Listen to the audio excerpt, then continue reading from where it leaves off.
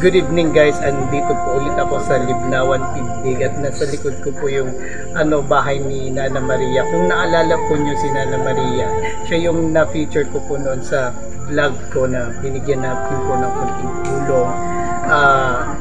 Ito po kasi ang nangyari nung bisperas po ng Pasko, December 24, kung saan nagkakasiyahan po ng lahat.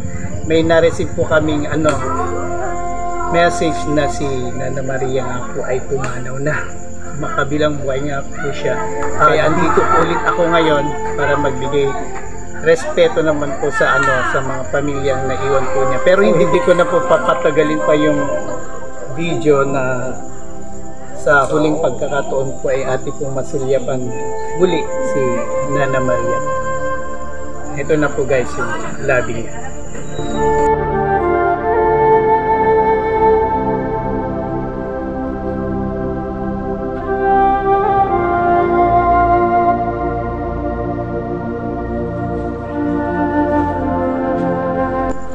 So, ayan po guys, hindi ko na po pinatagal yung video.